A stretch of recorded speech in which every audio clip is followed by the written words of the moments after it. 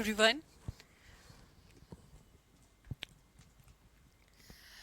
सभी को नमस्कार, सभी को राम राम और बहुत सारा प्यार। इसी के साथ मैं नीतू ढाका एक बार फिर से आप सभी का स्वागत करना चाहूंगी आपके अपने परिवार रिंकल्स गुरुकुल पर। सो गाइस, जल्दी से बता दीजिएगा कैसे हैं आप सभी। आई होप आप सभी बहुत अच्छे होंगे और मैं आशा करती हूँ आप लोगों से कि आप लोग बहुत कुछ अच्छा कर रहे होंगे और बहुत कुछ अच्छा भी आप लोग करने वाले हैं।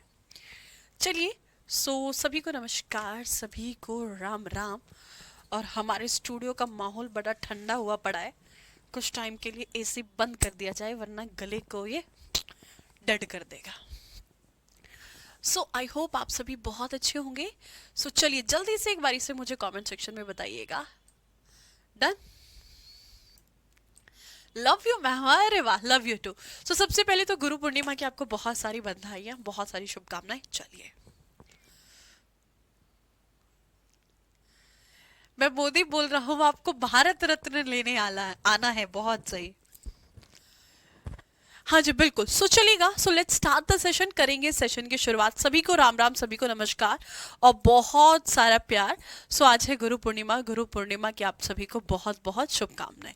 चलिए शुरू करेंगे। टॉपिक चल रहा था हमारा सेल बायोलॉजी, जिसमें हम लोगों ने कुछ बेसिक पार्ट को डिस्कस किया था, यानी कि सेल के कुछ सेल ऑर्गेनेली को हमने डिस्कस करना शुरू किया था। कुछ कोशिकीय अंगों को हमने पढ़ना शुरू किया था। चलिए, happy Guru Purnima to all of you. Happy happy happy Guru Purnima. चलो ठीक है। अब मेरे हिसाब से आप लोगों को याद होगा कि लास्ट क्लास में हम लोगों ने क्या क्या पढ़ लिया था। तो सबसे पहले एक बारी क्विक रिवीजन, उसके बाद फिर आगे हम लोग बढ़ लेते हैं। तो लास्ट क्लास में हम लोगों ने क्या पढ़ा था। सबसे पहले हमने पढ़ा था कि सेल की खोज किसने की है। हमने देखा था कि डेड सेल की खोज किसने की है। इसके अलावा अगर मैं बात करती हूँ, हमने देखा था कि भाई लिविंग सेल की खोज किसने की है, जीवित कोशिका की खोज किसने की है। जो बेसिक पार्ट है इसको हम कंप्लीटली कवर कर चुके थे। ठीक है, चलिए डन। अब जो हम आगे डिस्कस करेंगे, अब आगे हम लोग क्या पढ़ने वाले हैं। आज हम इसके बाद हम लोगों ने ना सेल ऑर्गेनेली स्टार्ट की थी।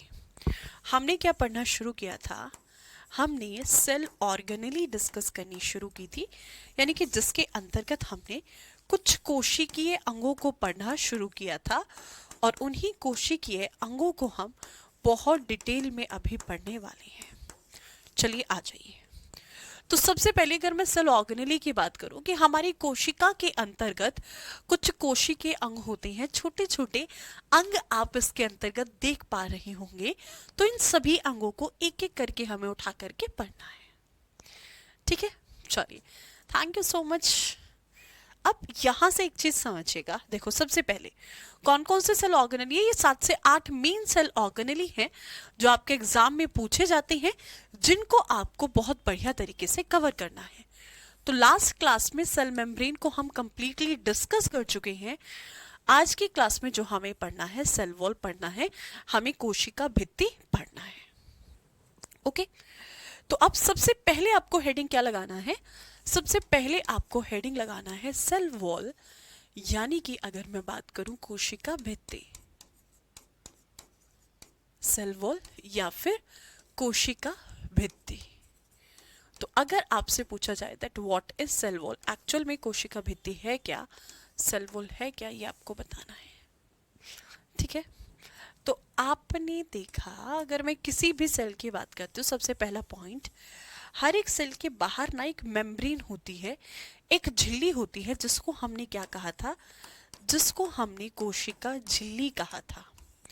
इसको हमने क्या नाम दिया था, इसको हमने नाम दिया था कोशिका झिल्ली, या फिर इसको हमने क्या कहा था, इसको हमने कहा था आपका सेल मेम्ब्रेन। और इसी सेल मेम्ब्रेन के बाहर अगर मैं प्लांट एंड फंगस की बात करती हूँ, देखो सबसे पहला पॉइंट है, अगर मैं सेल वॉल की बात करती हूँ तो it is only found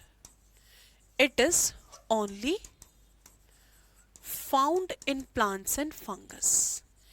it is only found in plants and fungus. यह केवल पादप और कवक के अंतर्गत पाई जाती है। ये किसके अंतर्गत पाई जाती है, तो यह केवल पादप और कवक के अंतर्गत पाई जाती हैं। यह केवल पादप और कवक के अंतर्गत पाई जाती है।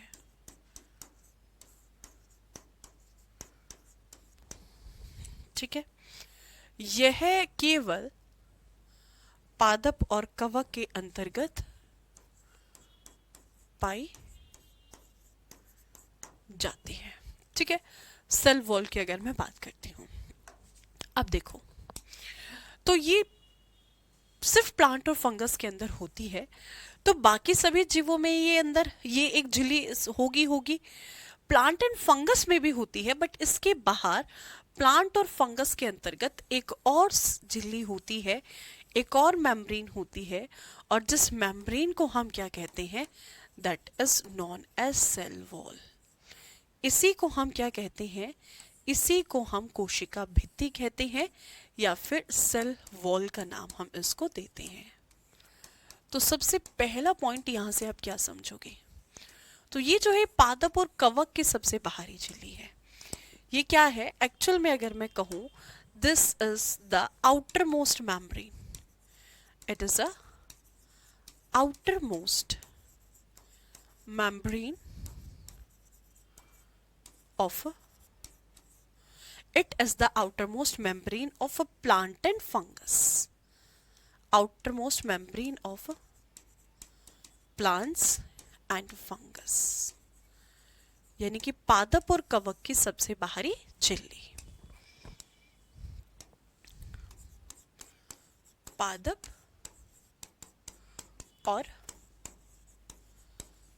कवक की सबसे बाहरी झिल्ली, सबसे बाहरी झिल्ली। ठीक है, और ये जो पादप और कवक की सबसे बाहरी झिल्ली होती है, बेटा जो ये बार बार कमेंट कर रहे हैं ना कि मैम सभी क्लासेस की टाइमिंग बता दो, मुझे बिल्कुल आइडिया नहीं है किसी भी क्लास के टाइमिंग का, मुझे एक भी क्लास के टाइमिंग का आइडिया नहीं है, तो मैं आपको बिल्कुल नहीं बता पाऊंगी। ठीक है, मैं आपको 1% भी ये नहीं बता सकती हूँ कि किस क्लास का टाइमिंग कहाँ पर है, मुझे एक भी क्लास की टाइमिंग नहीं पता है। ओके, चलो, तो ये जो है पादप और कवक की सबसे बाहरी झिल्ली होती है, this is the outer most membrane of plants and fungus. ठीक है, डन। तुषार, लास्ट क्लास में सेल मेम्ब्रेन मैंने पढ़ाया था, आपने शायद क्लास नहीं ली है।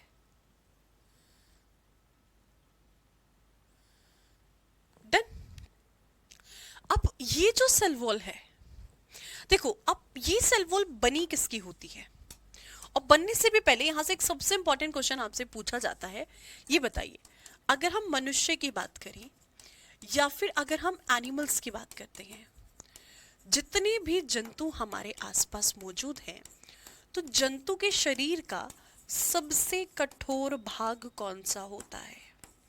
सबसे कठोर भाग अगर आपसे पूछा जाए, that which is the hardest part of human cell, which is the hardest part of human cell, या फिर मानव शरीर का सबसे कठोर भाग, या फिर जंतुओं के शरीर का जो सबसे कठोर भाग है वो कौन सा होता है, बताइए। क्लास आपकी 8 बजे शुरू हुई है, क्लास जो शुरू हुई है वो 8 बजे शुरू हुई है, तो पादप कोशिका का जो सबसे कठोर भाग है वो कौन सा भाग है, ये मुझे बताइएगा।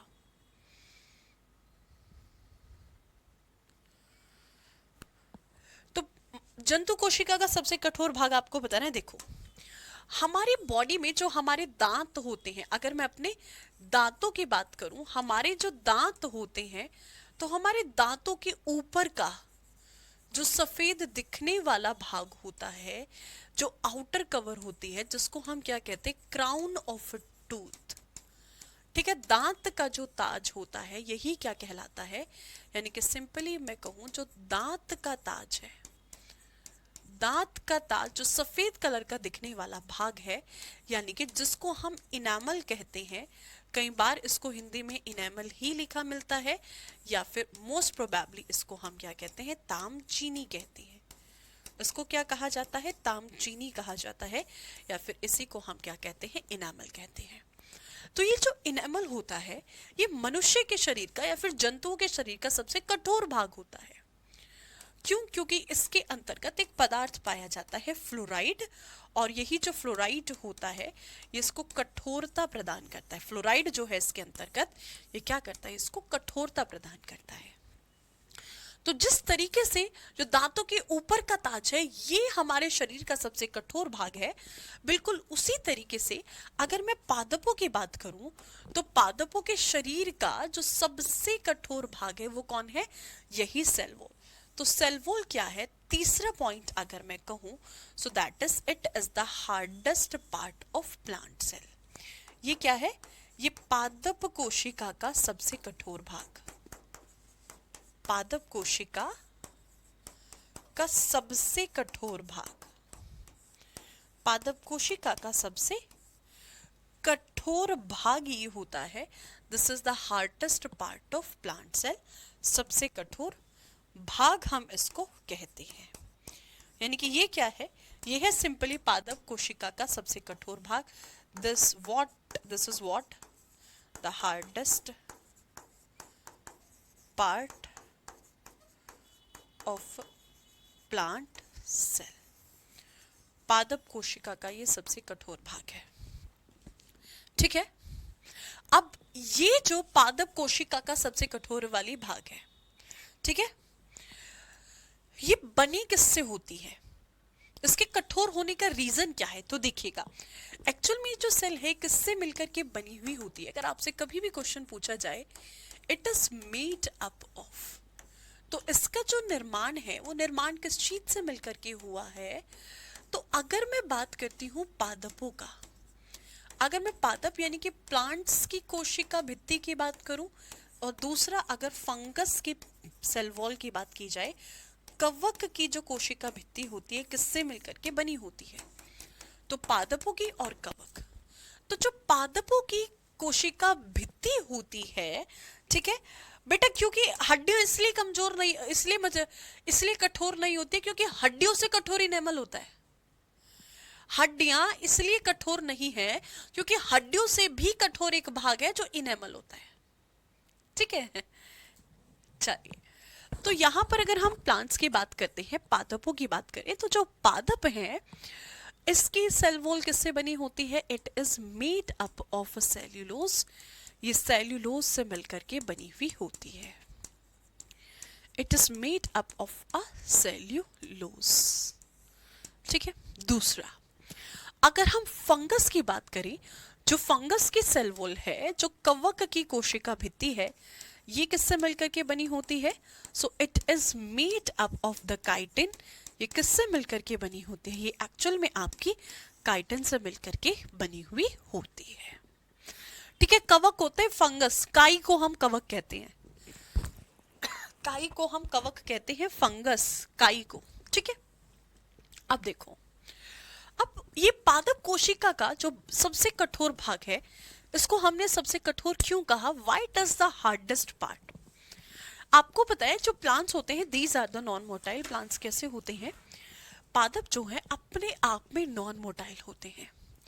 और नॉन मोटाइल का मतलब क्या है, यानी कि वो गतिशील नहीं है, उनके अंतर्गत गति नहीं होती है। अगर पौधों के अंतर्गत गति नहीं है, वो एक जगह से दूसरी जगह नहीं चल फिर सकते। देखो जैसे आपको पता है, हम अपनी जरूरत के हिसाब से अपने लिए रिसोर्सेज अवेलेबल करा देते हैं। बाहर बहुत गर्मी पड़ रही है तो हम घरों में रहते हैं, बाहर निकलते हैं तो कपड़ा वपड़ा बांध के निकलेंगे, हम कूलर में, पंखे में, किस में रह रहे हैं, एसी में रह रहे हैं। ठीक है, बारिश आ रही है तो हम छाता लेके बाहर निकलेंगे, गाड़ी से बाहर निकलना पसंद करते हैं।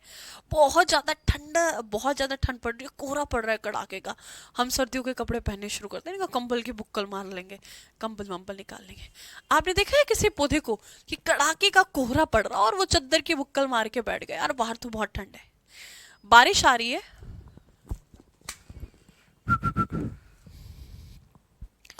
वॉइस में क्या हुआ भाई,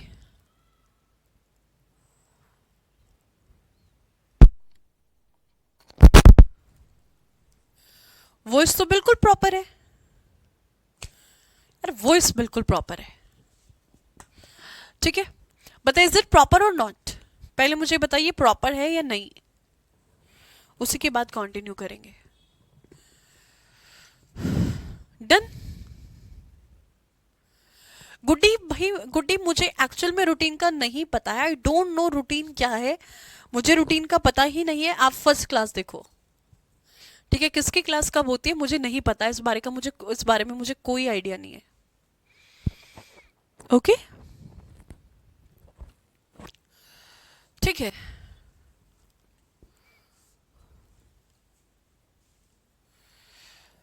अब देखो यहां पर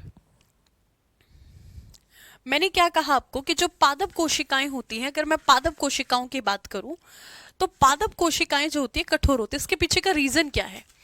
क्योंकि भाई जो प्लांट सेल है एक्चुअल में वो क्या होती हैं, वो प्लांट जो है नॉन मोटाइल है, तो उनके अंतर्गत गति नहीं है। अगर उनके अंतर्गत गति है ही नहीं तो वो क्या करेंगे, तो अपने आप को प्रोटेक्शन देने के लिए, देखो चाहे आंधी आए, तूफान आए, बारिश आए, कोहरा पड़े, बर्फ हो, ओले पड़े, कुछ भी हो, हर एक स्थिति में वो स्थिर खड़े रहेंगे।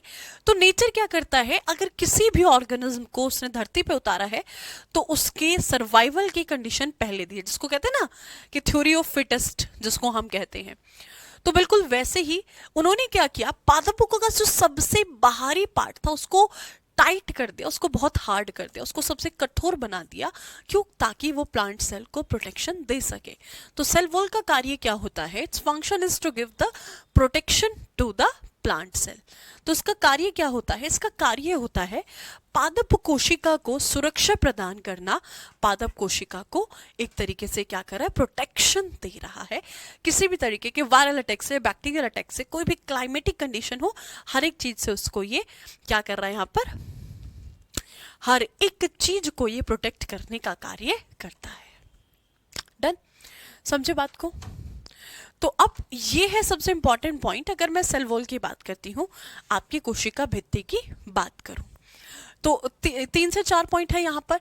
कोशिका भित्ति क्या है? सिर्फ पादप और कवक के अंदर पाई जाती है। पादप और कवक की सबसे बाहरी झिल्ली होती है। इसके साथ से पादप कोशिका का सबसे कठोर भाग होता है।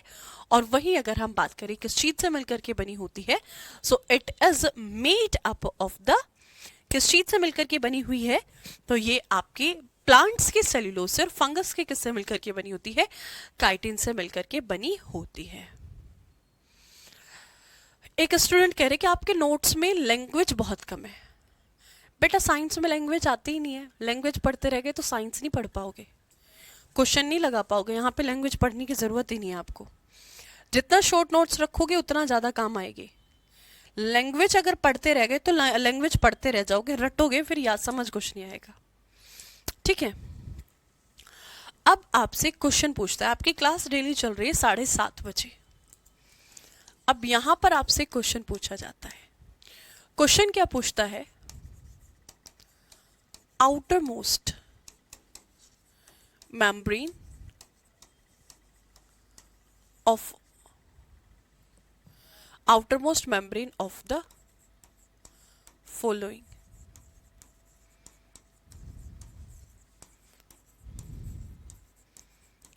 organism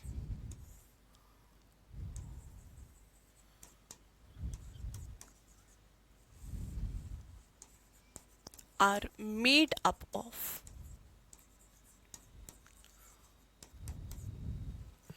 ठीक है, बहुत बढ़िया और बहुत ही बेहतरीन क्वेश्चन आपके सामने है, जो कि डायरेक्ट आपको एग्जाम में फंसेगा, बिल्कुल डायरेक्ट आपको एग्जाम में ये मिलने वाला है। ठीक है, आइए, यानी कि अगर मैं कहूं, यहां से ऐसे समझिएगा, निम्न जीवों की, निम्न जीवों की सबसे बाहरी झिल्ली, सबसे बाहरी झिल्ली किससे मिलकर बनी होती है, किससे बनी है, ये आपको बताना है। अब जीव कौन से है? ठीक है, जीवों को देखो। सबसे पहला जो जीव है, जितने भी हायर प्लांट्स है, ठीक है, या फिर सीधा मैं कहूं प्लांट्स, पादप। दूसरा आपसे पूछ ली, फंगस, यानी कि कवक की जो कोशिका भित्ति होती है किससे मिलकर के बनी होती है? फंगस के अलावा अगर आपसे पूछे, जैसे प्लांट्स हो गए, फंगस हो गए, फंगस के अलावा आपसे पूछ रहे जैसे एल्गी, यानी कि शैवाल, शैवाल की जो कोशिका झिल्ली हो, कोशिका भित्ति होती है किससे मिलकर के बनी होती है? ठीक है। इससे अलावा जैसे आपसे पूछिए जाए बैक्टीरिया, बैक्टीरिया यानी कि अगर मैं बात करती हूं जीवाणु, ठीक है। बैक्टीरिया के अलावा आपसे पूछिए जाए वायरस, विषाणु, या फिर हमारे आसपास पाए जाने वाले, हमारे आसपास पाए जाने वाले जितने भी इंसेक्ट्स होते हैं, कीट, किससे मिलकर के बनी होती है?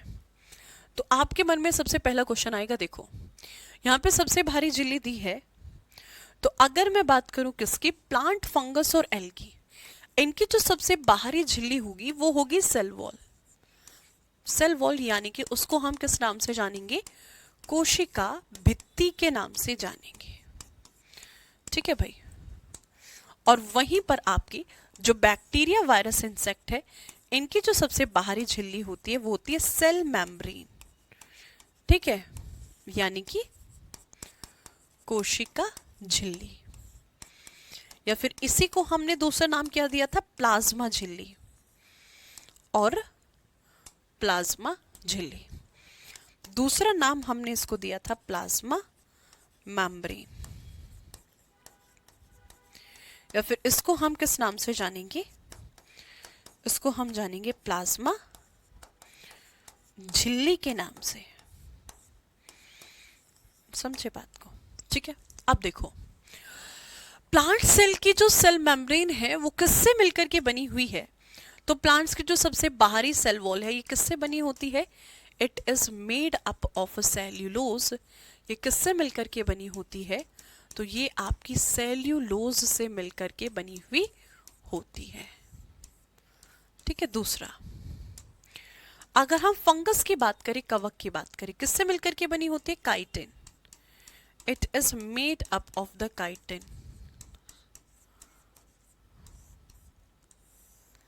ठीक है। एल्गी, सहवाल, सहवाल की अगर हम बात करते हैं किससे बनी होती है?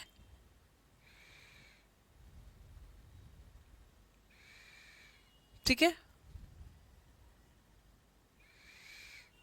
अच्छा बच्चे कह रहे हैं हम कैसे कॉपी छोटी करें साइड से?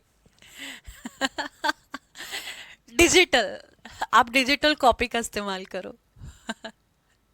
छोटी मत करो, कोई दिक्कत नहीं है छोटी करने की। छोटी करने की कोई जरूरत नहीं है, ठीक है। देखो यहाँ पर एल्गी की अगर मैं बात करती हूँ, जो सहवाल होते हैं, इनकी किससे बनी होती है? सेम अगेन सेल्यूलोज से। किससे बनी होती है? सेल्यूलोज से बनी होती है। It is also made up of the cellulose, ठीक है भाई। ये भी आपके सेल्यूलोज से मिलकर बनी हुई होती है। अब देखो, जो बैक्टीरिया होते हैं, बैक्टीरिया की सबसे बाहरी झिल्ली होती है सेल मेम्ब्रेन, और इनकी जो सेल मेम्ब्रेन होती है it is also made up of cellulose. ये भी सेल्यूलोज से मिलकर के बनी होती है। इसीलिए बहुत सारे बैक्टीरिया ऐसे होते हैं जिनका बाहरी खोल जो होता है, या फिर स्पेशली ऐसे जानवर जिनके शरीर के बाहर स्केलेटन पाया जाता है, जो एक्सोस्केलेटन होता है, जैसे शंख सीपियां वगैरह होती हैं, जिनके शरीर के अंतर्गत बही कंकाल होता है। तो जितने भी बही कंकालीय जीव होते हैं, एक्सोस्केलेटन वाले जितने भी जीव होते हैं, उन सभी जीवों की जो सबसे बाहरी झिल्ली होती है वो किससे बनी होती है? That is made up of the cellulose. समझे? चलिए, अंकिता कुमारी कह रही मैम प्लीज टाइम पे क्लास शुरू करिए। अंकिता, आपकी ना यूट्यूब पे आज एक क्लास चल रही थी, तो उसमें कंसेप्ट खत्म कराते कराते थोड़ा सा टाइम यहाँ पर लग गया, तो आपकी क्लास जो होती है ऑलमोस्ट टाइम से ही शुरू होगी। घबराओ नहीं आप लोग, टाइम से ही शुरू होती है। मेन है कि आज ना आपकी यूट्यूब पे क्लास चल रही थी, तो उसका कंसेप्ट खत्म कराते कराते आप लोग सभी लेंगे, आपकी मतलब यूट्यूब पर मैं एक सीरीज़ लेकर के आ रही हूँ 15 दिन में सीजीएल से पहले पहले रिवीजन सीरीज़ है। तो आप लोग रिवीजन सीरीज़ ले लीजिएगा, तो वो आप लोगों के लिए काम रहेगी, वो भी आप लोगों के लिए बहुत यूज़फुल रहेगी। मतलब बहुत शॉर्ट फॉर्म में सारी चीज़ों को कवर करेंगे, क्विक 15 दिन में पूरी बायोलॉजी में ख़त्म करा दूंगी, ठीक है। तो उस क्लास का टॉपिक ख़त्म कराते कराते थोड़ा सा टाइम वहाँ लग गया। वायरस की अगर हम बात करते हैं, विषाणु देखो, कोई भी विषाणु हो XYZ, चाहे HIV वायरस हो, इन्फ्लुएंजा हो, डेंगू वायरस हो, रेबीज वायरस हो, सभी वायरस के बाहर का जो एनवलप होता है, जो सबसे बाहरी झिल्ली होती है, ये ना एक प्रोटीन से बनी होती है, जिस प्रोटीन का नाम है कैप्सिड। तो ये आपके कैप्सिड नाम के एक प्रोटीन से बनी होती है। It is made up of the protein, और किस प्रोटीन से? ये कैप्सिड प्रोटीन से बनी होती है, कैप्सिड प्रोटीन से मिलकर के ये बनी हुई होगी, ठीक है। कैप्सिड, कैप्सिड प्रोटीन से मिलकर के ये बनी हुई होती है, ठीक है। अगर हम इंसेक्ट्स की बात करते हैं, जितने भी इंसेक्ट्स हमारे आसपास मौजूद हैं, जितनी भी कीट हमारे आसपास मौजूद है, अब इनकी जो सेल मेम्ब्रेन होती है वो किससे मिलकर के बनी होती है? तो इनकी जो सेल मेम्ब्रेन है that is made up of chitin. ये किससे मिलकर के बनी होती है? तो ये आपके मिलकर के बनी हुई है काइटिन से। और इवन आपको पता है काइटिन जो है दुनिया में दूसरे नंबर पे सबसे अधिक मात्रा में पाई जाने वाला कार्बोहाइड्रेट होता है, और इसी काइटिन को हम इंसेक्ट कार्बोहाइड्रेट के नाम से भी जानते हैं। This is also known as the insect carbohydrate. इसी को ही हम इंसेक्ट कार्बोहाइड्रेट के नाम से भी जानते हैं। So this is also known as the insect carbohydrate. समझे? बताइएगा, कोई दिक्कत, कोई परेशानी यहाँ का? Do it fast. बेटा एक बात को 10 बार बोल लो या 20 बार बोल लो, कोई फायदा नहीं है। एक बार में भी वही बात है, 20 बार बोलने में भी वही बात है।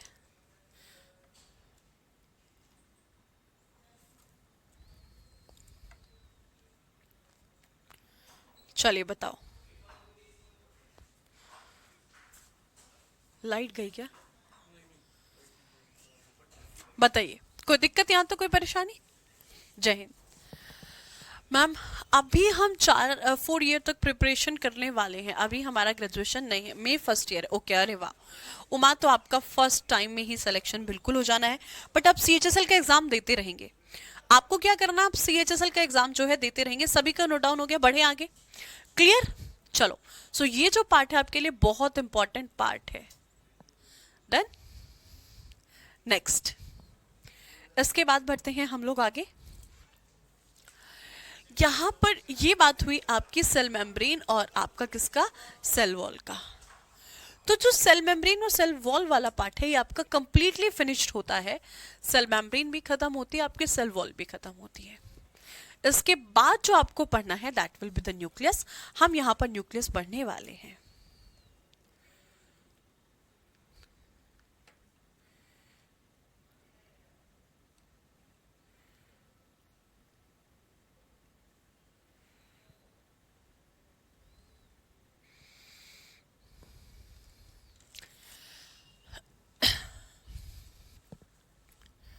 कोई दिक्कत नहीं है मोना सिंह जी, मोनालिसा, अच्छा मोनालिसा आज आपके फर्स्ट क्लास है। नेक्स्ट, चलो इतना हमारा कवर होता है। इसके बाद जो हमें डिस्कस करना है, now what we are going to discuss now, तो अब जो हमें पढ़ना है वो पढ़ना है न्यूक्लियस। अब हम किस सेल ऑर्गेनेल के बारे में पढ़ने जाएंगे? अब हमें जो पढ़ना है न्यूक्लियस के बारे में पढ़ना है, हमें यहां पर पढ़ना है केंद्रक के बारे में। सो जल्दी से हेडिंग लगाइएगा, next that will be nucleus. इसके बाद हमें डिस्कस करना है न्यूक्लियस को, इसके बाद हमें डिस्कस करना है केंद्रक। न्यूक्लियस या फिर अगर हम बात करें इसके बाद हमें डिस्कस करना है यहां पर केंद्रक, ठीक है।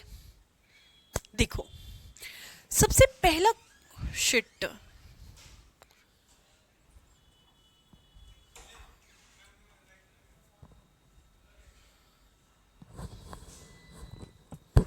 अरे यार क्या हुआ?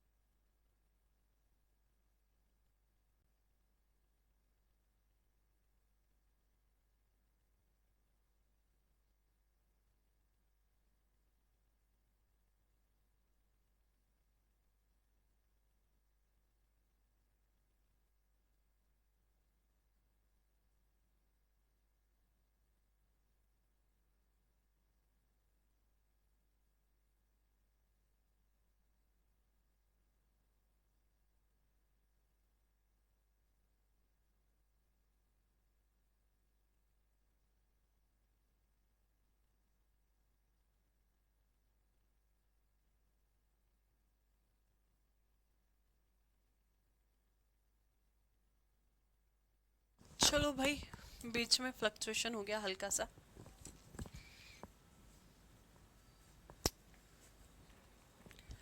अच्छा, आवाज आ रही है, बस मैं आपको दिखाई नहीं दे रही हूँ। वेट, दिखूंगी मैं आपको, दिखूंगी दिखूंगी दिखूंगी। इसको थोड़ा खुलने दो।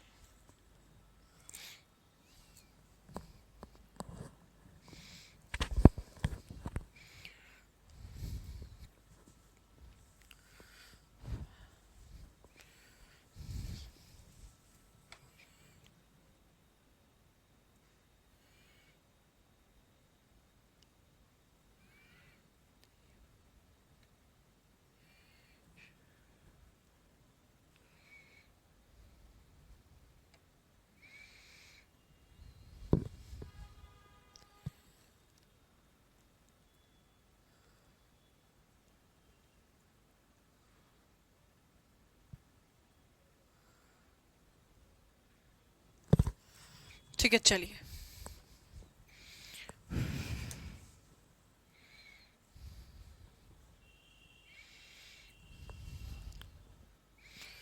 आइए, कहाँ तक हम लोग पहुंच चुके थे?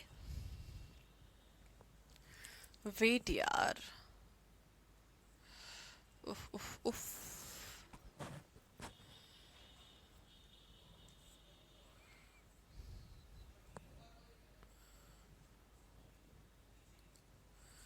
न्यूक्लियस हमने शुरू किया था।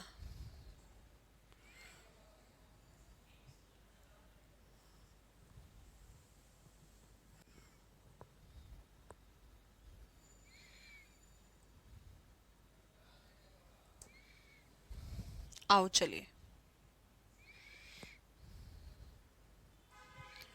हमें जो डिस्कस करना है, now we have to start the nucleus. अब जो हमें पढ़ना है आगे, वापस से करते हैं, वो रिमूव हो गया, इसमें से चला गया, सब गायब हो गया। हम क्या डिस्कस करना है? Now we are going to discuss the nucleus. अब हमें जो पढ़ना है वो केंद्रक पढ़ना है।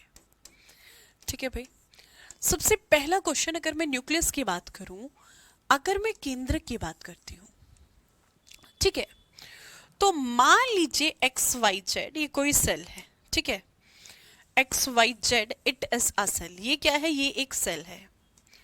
और मैं अगर इस सेल की बात करती हूँ तो इस सेल के सेंटर में एक पार्ट है। देखो, सबसे पहले ऐसे समझिएगा, न्यूक्लियस को समझने से पहले डू इट वेरी फास्ट। आप ऐसे समझेंगे कि जो न्यूक्लियस होता है ना, इसके अंदर आपको एक लिक्विड देखने को मिलता है। There is a liquid present inside the cell. हर एक सेल के अंतर्गत ना एक जेली लाइक सब्सटेंस होता है, एक लिक्विड होता है, ठीक है। There is a liquid. यहां पर क्या है? यहां पर एक लिक्विड है, यहां पर एक द्रव है। तो कोशिका के अंतर्गत पाए जाने वाला जो लिक्विड होता है, जो द्रव होता है, इसको हम किस नाम से जानते हैं? तो देखो, कोशिका के अंतर्गत पाए जाने वाला जो द्रव होता है, एक जेली लाइक सब्सटेंस, जिसको हम कहते हैं साइटोप्लाज्म। ठीक है, देखो, साइटो का मतलब क्या होता है? साइटो का मतलब होता है सेल, और प्लाज्म का मतलब होता है लिक्विड, यानी कि कोशिका के अंतर्गत पाए जाने वाला लिक्विड। यानी कि इसी को ही हम क्या कहते हैं? इसी को ही हम कोशिका द्रव कहते हैं। इसी को ही हम किस नाम से जानते हैं? कोशिका द्रव के नाम से जानते हैं। This is the cytoplasm. समझे बात को? नेक्स्ट, अब ये जो लिक्विड है, इस लिक्विड के सेंटर में क्या होता है? इसी लिक्विड के सेंटर में एक सेल ऑर्गेनेली होता है, जिसको हम क्या कहते हैं? जिसको हम कहते हैं nucleus. That is known as nucleus. इसी को हम क्या कहते हैं? इसी को हम केंद्रक कहते हैं। इसी को हम क्या कहते हैं? न्यूक्लियस कहते हैं भाई, इसी को हम केंद्रक कहते हैं। ठीक है, इसी को हम न्यूक्लियस या फिर इसी को क्या कहा जाता है? इसी को आपका केंद्रक कहा जाता है। ठीक है, अब फर्दर ये जो न्यूक्लियस होता है, इस न्यूक्लियस के अंदर एक और लिक्विड होता है। There is one more liquid which is present inside this nucleus. इसी केंद्र के अंतर्गत एक और लिक्विड पाया जाता है, and the liquid present inside the nucleus. Nucleus के अंतर्गत पाए जाने वाला जो लिक्विड है, जो केंद्र के अंतर्गत पाए जाने वाला द्रव है, इस द्रव को हम किस नाम से जानते हैं? तो अगर मैं इस द्रव की बात करूं, अगर मैं इस लिक्विड की बात करूं, so this liquid is known as nucleoplasm. इसको हम किस नाम से जानते हैं बेटा? इसको हम जानते हैं न्यूक्लियोप्लाज्म के नाम से। इसको हम किस नाम से जानते हैं? इसको हम जानते हैं आपका केंद्रिका द्रव के नाम से। इसको हम क्या कहते हैं? न्यूक्लियोप्लाज्म, या फिर इसको क्या कहा जाता है? आपका केंद्रिका द्रव कहा जाता है। ठीक है, अब फर्दर ये जो न्यूक्लियोप्लाज्म होता है, इस न्यूक्लियोप्लाज्म के अंदर एक और छोटी सी सेल ऑर्गेनेली होती है जिसको हम क्या कहते हैं? That is known as nucleolus. इसी के अंदर एक और छोटी सी सेल ऑर्गेनेली है जिसको हम किस नाम से जानते हैं? जिसको हम नाम देते हैं न्यूक्लियोलस। न्यूक्लियोलस, जिसको हम क्या कहते हैं? केंद्रिका, केंद्रक कहते हैं। जिसको क्या कहा जाता है? आपका केंद्रिका, केंद्रक कहा जाता है। न्यूक्लियोलियस के नाम से हम इसको जानते हैं। ओके, अब सबसे पहला क्वेश्चन यहां से बनता है आपका, तब हम न्यूक्लियस को पढ़ना शुरू करेंगे तो study of nucleus, study of nucleus यानी कि केंद्रक के अध्ययन को क्या कहा जाता है? स्टडी ऑफ न्यूक्लियस, या फिर अगर मैं कहूं कि जो केंद्रक होता है, केंद्रक का अध्ययन क्या कहलाता है? तो भाई जो केंद्रक का अध्ययन है, ये केंद्रक का अध्ययन क्या कहलाएगा? किसे क्या कहते हैं? So that is known as karyology. इसको हम किस नाम से जानते हैं? कैरियोलॉजी के नाम से जानते हैं। इसको क्या कहा जाता है? इसको कहा जाता है कैरियोलॉजी। ठीक है, कैरियोलॉजी के नाम से हम इसको जानते हैं, that is known as karyology. ठीक है, अब क्वेश्चन पूछा जाए कि जो न्यूक्लियस है, इस न्यूक्लियस की खोज किसने की है? इसकी खोज किसके द्वारा की गई है? तो एक साइंटिस्ट आते हैं जिनका नाम है रॉबर्ट ब्राउन। देखो इससे पहले कौन थे? रॉबर्ट हुक थे। अब जो साइंटिस्ट है इनका नाम क्या है? इनका नाम है रॉबर्ट ब्राउन। तो जो रॉबर्ट हुक थे उन्होंने किसकी खोज की थी? सेल की खोज की थी। रॉबर्ट हुक नाम के एक साइंटिस्ट, रॉबर्ट हुक नाम के एक वैज्ञानिक, जिन्होंने क्या किया? जिन्होंने सेल की खोज की, जिन्होंने कोशिका की खोज की। देखो जहां पर हुक चचा आए तो वो कोशिका की खोज के लिए जाने जाए, और जहां पर ब्राउन चचा आए ये किसकी खोज के लिए जाने जाते हैं? ये केंद्रक की खोज के लिए जाने जाते हैं। ठीक है, डन। तो ये किसके नाम से जाने जाते हैं? ये आपके, इनको हम किस नाम से जानते हैं? इनको हम लोग, इनको, इन्होंने क्या किया? इन्होंने न्यूक्लियस की खोज की थी। ठीक है, अब देखो इस न्यूक्लियस का फंक्शन क्या है? अगर सबसे पहले मैं इस न्यूक्लियस के फंक्शन की बात करूं, इसके कार्य की बात करूं कि एक्चुअल में जो न्यूक्लियस का फंक्शन है, इसका फंक्शन क्या है, इसका कार्य क्या है? तो भाई जो न्यूक्लियस का फंक्शन है, जो न्यूक्लियस का कार्य है, इसका कार्य क्या है, इसका फंक्शन क्या है? Thank you so much. Anuj Kumar कह रहे मैम आपकी क्लास प्रॉपर नहीं चल रही है, क्यों? मेरी प्लस बेटा, मेरी क्लास में क्या प्रॉब्लम हुई ये बताओ, क्या प्रॉपर नहीं चल रहा है ये बताओ पहले। क्लास तो बिल्कुल प्रॉपर चल रही है, कोई भी दिक्कत नहीं है भाई क्लास में। आइए, डन। फंक्शन या फिर अगर मैं कार्य की बात करूं, देखो आपकी जो क्लास है वो मंडे टू फ्राइडे ही चलेगी, सैटरडे संडे में कोई क्लास नहीं होगी। ठीक है, ध्यान रखिएगा। अगर मैं फंक्शन की बात करती हूँ, कार्य की बात करूं, तो इसका क्या कार्य क्या होता है? पूरी कोशिका का नियंत्रण। ये क्या करता है? ये जो पूरी की पूरी कोशिका है, कोशिका को नियंत्रण करता है, कोशिका का नियंत्रण। ठीक है, यानी कि मैं सीधा सीधा क्या कहूं? It controls the nucleus, it controls the whole cell. ठीक है, मैं ऐसा कह सकती हूँ, ये पूरी की पूरी सेल का क्या करता है? पूरी की पूरी सेल को ये नियंत्रित करने का कार्य करता है। It controls the whole cell.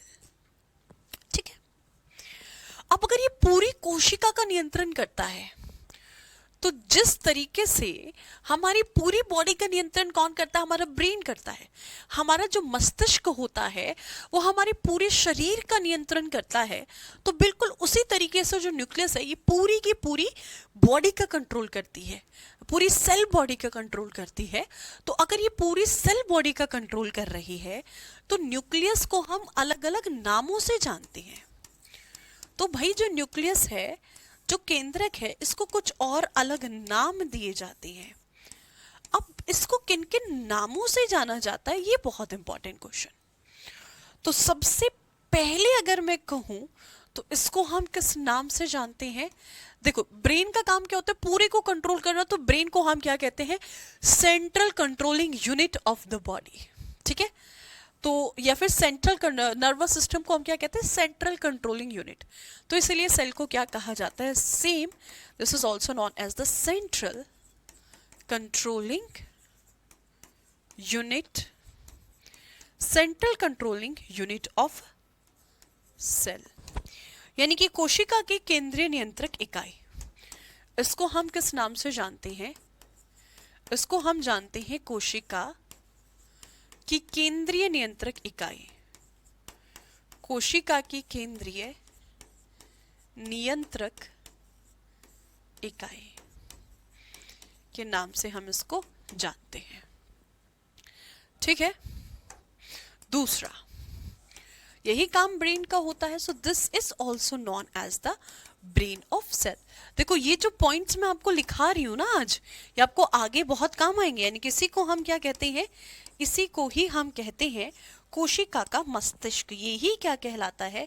यही भाग है जिसको हम किस नाम से जानते हैं? कोशिका का मस्तिष्क कहते हैं। कोशिका का मस्तिष्क ये आपकी कहलाती है।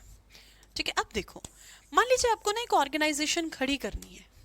आपका मन है कि मैं अपनी कंपनी चलाऊंगा, तो आप एक कंपनी चलाने का सोच रहे हैं।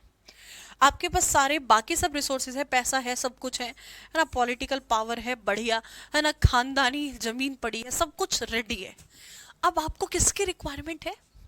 आपको ना एक मैनेजर की रिक्वायरमेंट होगी हर एक चीज को मैनेज करने के लिए। तो यही काम यहाँ पर कौन कर रहा है? न्यूक्लियस कर रहा है। So this is also known as the manager of a cell. इसी को ही हम क्या कहते हैं? कोशिका का प्रबंधक कहते हैं। इसी को एक और नाम से जाना जाता है, इसी को हम क्या कहते हैं? कोशिका का प्रबंधक कहते हैं। कोशिका का प्रबंधक कहा जाता है या फिर मैनेजर ऑफ अ सेल इसको हम कहते हैं। ठीक है, बताओ। सो ये है नाम किसके? न्यूक्लियस के।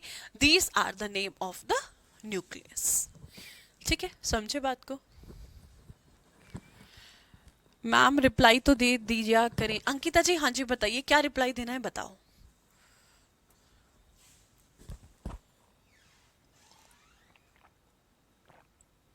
बिल्कुल, ये सेल का एक कंट्रोल रूम है। मैम केंद्रक में लिक्विड का काम होता है। हाँ जी भाई, सारी चीजें पढ़ेंगे धीरे धीरे, बताएंगे अभी क्या काम होता है, एक एक करके सब कुछ पढ़ेंगे। देखो, देन इतना पार्ट क्लियर। तो ये है न्यूक्लियस के नाम, के जिन जिन नामों से हम न्यूक्लियस को जानते हैं कि न्यूक्लियस को हम क्या कहते हैं। ठीक है, इतना समझ गए होंगे आप।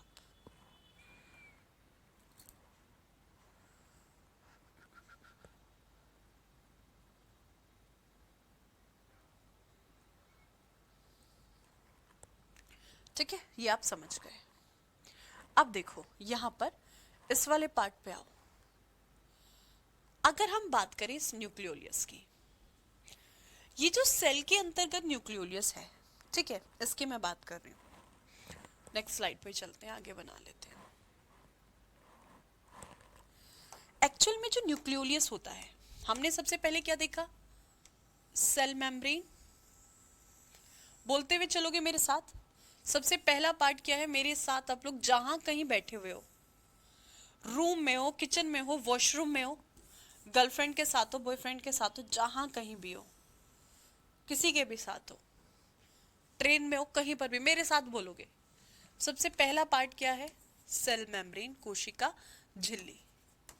First part is cell membrane, कोशिका झिल्ली, कोशिका झिल्ली। ठीक है, अब कोशिका झिल्ली के अंतर्गत पाए जाने वाला लिक्विड क्या कहा हमने? लिक्विड को क्या कहा? इसके अंतर्गत पाए जाने वाला जो लिक्विड था, यानी कि कोशिका के अंतर्गत पाए जाने वाले लिक्विड को हमने क्या नाम दिया? जल्दी बताइए। सेकंड पार्ट है, इसके अंतर्गत पाए जाने वाला जो लिक्विड है, द्रव है, इसको हमने क्या कहा? बोलेंगे सभी, सबको बोलना है जहां भी बैठे हो। इसको हम किस नाम से जानते हैं? इसको हम जानते हैं आपका साइटोप्लाज्म के नाम से। इसको हम जानते हैं कोशिका द्रव के नाम से, साइटोप्लाज्म, या फिर अगर हम बात करते हैं कोशिका द्रव। कोशिका द्रव के सेंटर में कौन है? ठीक है, अगर हम कोशिका द्रव के सेंटर की मैं बात करूं, तो जो कोशिका द्रव का सेंटर है, मेरी एनर्जी कम नहीं है, मेरा फोकस पढ़ाने पे है। इसके सेंटर में कौन सा पार्ट है? तो मतलब आज आपको बकवास चीजें कम सुनने को मिल रही है, इसका मतलब ये है ना, आज हमारा टॉपिक ऐसा है, तो मेरा ध्यान पढ़ाने पे है, तो एनर्जी बिल्कुल कम नहीं है। मेरी एनर्जी कैसे कम हो सकती है? बस फिलहाल मतलब मेरा मन कर रहा है, अंदर से एनर्जी कम नहीं है, बट अंदर से चाय पीने का मन कर रहा है। ठीक है, देखो इसका जो अंदर तीसरा पार्ट था, ये न्यूक्लियस, तीसरा पार्ट कौन सा है? न्यूक्लियस। ठीक है, यानी कि केंद्रक। केंद्रक के अंतर्गत पाए जाने वाला लिक्विड क्या कहलाया? केंद्रक के अंतर्गत पाए जाने वाला जो लिक्विड है, इस लिक्विड को हमने क्या कहा? इसके अंतर्गत पाए जाने वाला द्रव, इसको हमने क्या कहा? न्यूक्लियोप्लाज्म। इसको हम जाने न्यूक्लियोप्लाज्म के नाम से, यानी कि इसको हमने क्या कहा? इसको हमने कहा केंद्रिका द्रव। इसको हमने केंद्रिका द्रव का नाम दिया, इसको हमने नाम दिया न्यूक्लियोप्लाज्म का। अब भाई जो न्यूक्लियोप्लाज्म होता है, इसके अंदर क्या होता है पता है? इसके अंदर ना छोटे छोटे छोटे छोटे ऐसे सेल ऑर्गेनेली पड़े होते हैं, छोटे छोटे छोटे छोटे ऑर्गेनेली आपको देखने को मिलते हैं। ठीक है, और इनको हम क्या कहते हैं? देखो इसको, इससे भी पहले हमने इसमें ना क्या पढ़ा था? इसके अंदर हमने पहले न्यूक्लियोइड पढ़ा था। पहले किस पे आओ? पहले न्यूक्लियोइड पे आ जाओ, इनको बाद में देखेंगे। इसके अंदर एक सेल ऑर्गेनेली था, जिस सेल ऑर्गेनेली को हमने क्या कहा था? न्यूक्लियोइड कहा था। जिसको क्या कहा था हमने? जिसको हमने नाम दिया था न्यूक्लियोइड। तो इसके अंतर्गत एक और सेल ऑर्गेनेली है जिसको हम न्यूक्लियोइड कहते हैं, जिसको हमने केंद्रिका, केंद्रक का नाम दिया था। ठीक है, इसके अंतर्गत एक और चौथा ऑर्गन, जिसको हमने नाम किसका दिया था? जिसको हमने नाम दिया था न्यूक्लियोइड। न्यूक्लियोइड कहा था, या फिर केंद्रिका, केंद्रक। देखो क्लास में याद हो जाएंगे। मैं दोबारा लिख रही हूं, इसलिए नहीं लिख रही क्योंकि मैं पागल हूं, है ना, यहाँ पे कुछ लिखा हुआ नहीं है, ताकि क्लास में याद हो जाए तो आप लिखोगे। अब देखो यहाँ पर इसके अंदर ना कुछ इस तरीके की शेप के, लाइक दिस, इस तरीके के शेप के कुछ छोटे छोटे छोटे छोटे सेल ऑर्गेनेली पाए जाते हैं, जिनको हम क्या कहते हैं? जिनको ना हम यहाँ पर क्रोमेटिड कहते हैं। इनको किस नाम से जाना जाता है? इनको ना हम क्रोमेटिड कहते हैं। और यही जो क्रोमेटिड होते हैं, मतलब इनकी शेप कैसी होती है? एक क्रोमेटिड ऐसा होता है, एक क्रोमेटिड की जो शेप होती है, इस शेप को केमिस्ट्री में आपने पढ़ा होगा। इस शेप को हम क्या कहते हैं? तो इस शेप को हम क्या कहते हैं?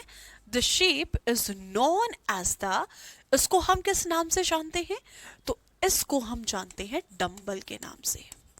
This is known as the dumbbell shape.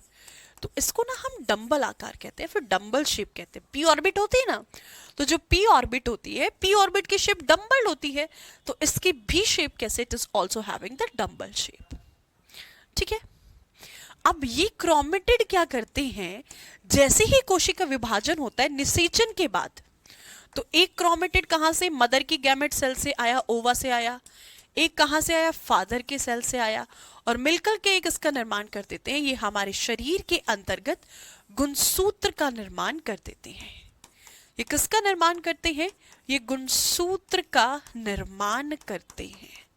ठीक है, गुणसूत्र का निर्माण, गुणसूत्र का निर्माण ये कर देते हैं, गुणसूत्र का निर्माण। ठीक है, तो भाई ऐसे समझिएगा इस बात को, तब ये गुणसूत्र का निर्माण करते हैं। ओके, कैसे समझोगे? क्रोमेटिड ने मिलकर के क्या बनाया? गुणसूत्र बनाया, गुणसूत्र का निर्माण कर दिया। अब देखो, निर्माण कहां पर होगा? मैच्योर, ये मैच्योर कहां पर हो रहे हैं? निर्माण कहां पर हो रहा है? निर्माण होगा न्यूक्लियोइड के अंदर। और एक बार जैसे इसका निर्माण हो गया, वैसे न्यूक्लियोइड से बाहर आ जाएंगे। कहां पर तैरने शुरू कर देंगे? ये इसे न्यूक्लियोप्लाज्म के अंदर तैरना शुरू कर देंगे और आगे जाकर के गुणसूत्र का निर्माण ये करते रहेंगे। ठीक है, जैसे एक बच्चे का शारीरिक विकास कहां पर होता है? किसी भी मनुष्य की अगर मैं बात करती हूँ या फिर एक बच्चे की अगर मैं बात करती हूँ, तो किसी बच्चे का जो शारीरिक विकास होता है वो एक्चुअल में कहाँ पर होता है बताइएगा। अगर मैं किसी भी बच्चे की बात करती हूँ तो किसी बच्चे का जो शारीरिक विकास होता है एक्चुअल में वो कहाँ पर होता है? बताइए जल्दी से। किसी भी बच्चे का जो शारीरिक विकास होता है वो एक्चुअल में कहां पर होता है? दैट इज इनसाइड द, बताइए, तो ये कहां पर होता है? That is inside the womb of the mother, यानी कि मां की कोख में होता है। बिल्कुल उसी तरीके से अगर मैं क्रोमेटिड की बात करूं, इसका निर्माण कहां पर होता है? क्रोमोसोम्स का निर्माण कहां पर हो रहा है? न्यूक्लियोइड के अंदर हो रहा है। तो इस न्यूक्लियोइड को हम किस नाम से जानते हैं? इस केंद्रिका का केंद्रक को हम नाम देते हैं, this is known as the womb of chromosome. इसको हम किसका नाम देते हैं? तो इसको हम नाम देते हैं वूम्ब ऑफ क्रोमोसोम, हम इसको कहते हैं। इसको एक और नाम दिया जाता है womb of chromosome. And womb of chromosome का मतलब क्या है? इसका मतलब है, इसको हम कहते हैं गुणसूत्र गर्भ। उसको किस नाम से जाना जाता है? गुणसूत्र गर्भ के नाम से हम जानते हैं, यानी कि गुणसूत्र का गर्भ है ये। गुणसूत्र कहां बने? न्यूक्लियोइड के अंदर बने और बनने के बाद ये बाहर आ गए। प्रीति यादव कह रहे मैम आप डेली क्यों नहीं पढ़ाते हो? प्रीति यादव भाई सैटरडे, देखो सुनो, आपकी जो क्लास चलेगी बेटा वो मंडे टू फ्राइडे चलेगी। मंडे टू फ्राइडे चलेगी आपकी class regular. Saturday Sunday off रहेगा। सैटरडे संडे कोई क्लास नहीं होगी, आपकी क्लास चलेगी मंडे टू फ्राइडे।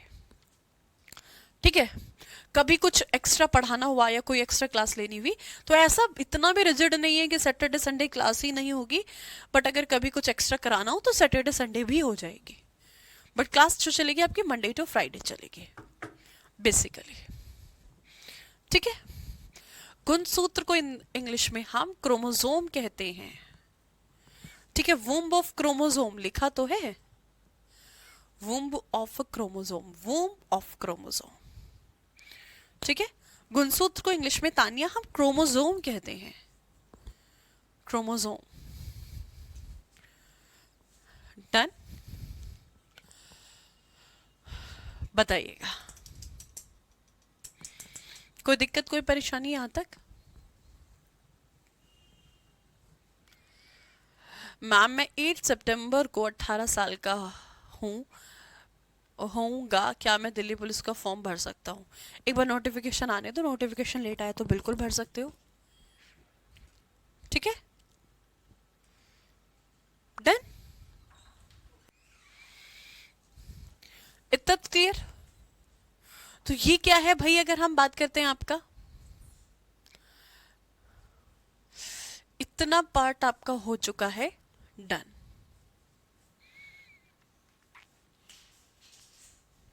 चलिए अब जो हमें पढ़ना है, अब हम बात करेंगे इस न्यूक्लियस की composition, that actually what is the composition of the nucleus. ठीक है मैम, मेरी बीएससी की फर्स्ट ईयर है। अरे वाह, बहुत सही।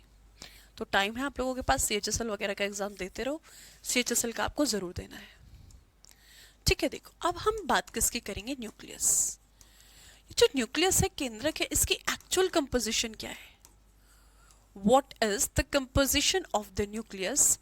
अगर मैं केंद्रक की कंपोजिशन की बात करूं, अगर मैं केंद्रक की संरचना की बात करूं, तो इसकी एक्चुअल कंपोजिशन क्या है, इसकी संरचना क्या है। ठीक है, देखो न्यूक्लियस के अंदर क्या है।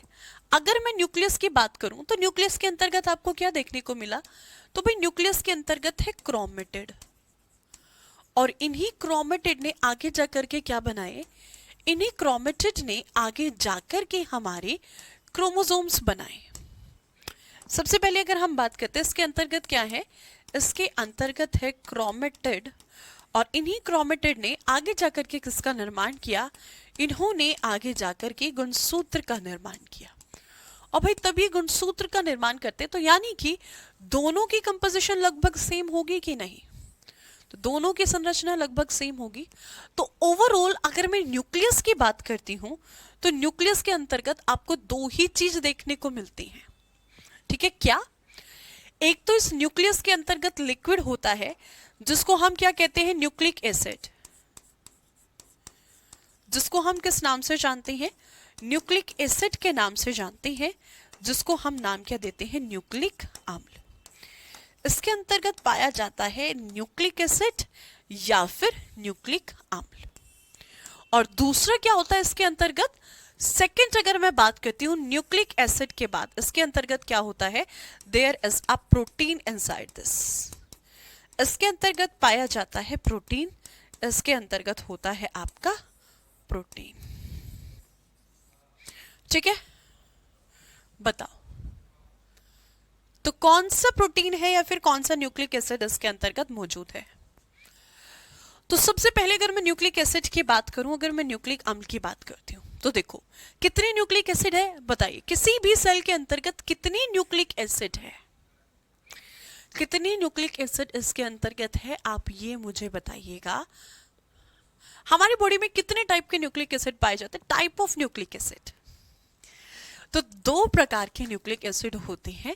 There are the two type of nucleic acid. एक स्टूडेंट कह रहे हैं, मतलब थोड़ी देर पहले मैसेज था, मैंने पढ़ लिया था, मैं रिप्लाई नहीं दी थी क्योंकि मैं ना वो आपको कंसेप्ट क्लियर कर रही थी। एक किसी का कमेंट था कि मैम तब क्लास लेनी नहीं होती तो इवेंट लगाते क्यों हैं।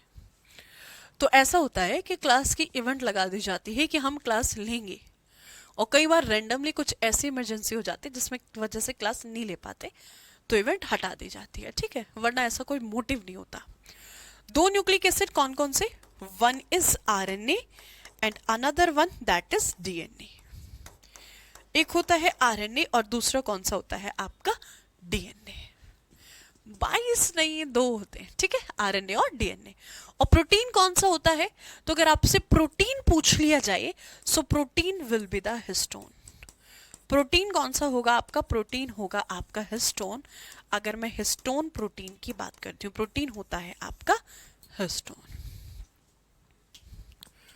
ठीक है, अगर हम यहां पर बात करें किसकी, आपके हिस्टोन।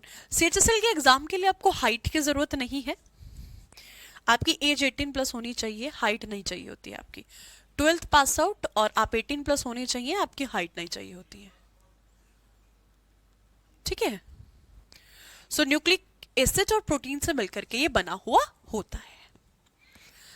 अब प्रोटीन कौन सा है, हिस्टोन है, न्यूक्लिक एसिड कौन सा है आपका आरएनए है, और यहां पर कौन सा है डीएनए है।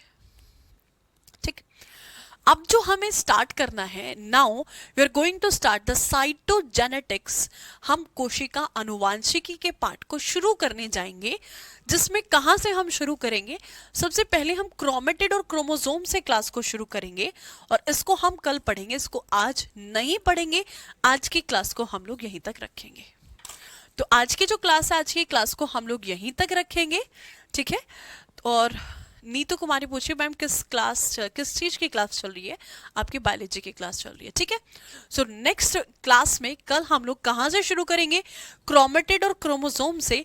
तो कल पूरा जेनेटिक्स वाला पार्ट कराऊंगे, डीएनए आरएनए कैसे बनते हैं, डीएनए रेप्लिकेशन, डीएनए उत्परिवर्तन। तो कल की क्लास आप किसी कीमत पे नहीं छोड़ोगे, कल 7:30 बजे at any how at any cost.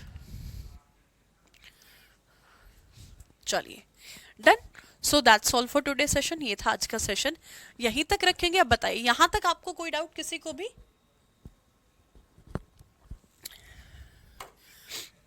यहां तक अगर कोई भी डाउट हो तो बता दीजिएगा। मजा आ गया मैम। चलिए ऐसे याद रहेगा बिल्कुल। सो बाय बाय एवरीवन, मिलते हैं आप लोगों से नेक्स्ट क्लास में।